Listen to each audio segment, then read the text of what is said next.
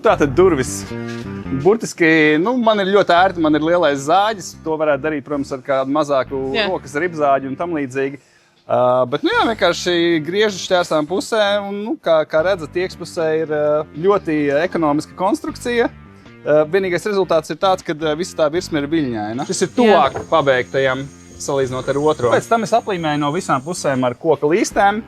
Vienkārši, pirmkārt, lai aiztaisītu caurumu cietu, bet otrkārt arī, lai būtu viendabīgs skats no visām pusēm. Virsmu es kārtīgi noslīpēju, lai vismaz minimāli izlīdzinātu, viņu pēc tam nošpaktelēju ar špakteli. Tāpat viņa nebūs ideāli taisna, bet vismaz būs vairāk vai mazāk netik uzkrītoši līka kā oriģinālā. Paliekot pie tās tematikas, kad izmantojam to, kas mums ir, man bija no cita projekta palicis našfinieris priedes, tad to es arī izmantoju, tāpēc arī priedes līstītes man bija pieejamas jau principā gatavas, kas ir arī atgriezumi. Var sakot, mēģinu izmantot pēc iespējas jau materiālus, kas vairāk nevienam nav vajadzīgi, kas ir līdzīgi kā tām durvīm.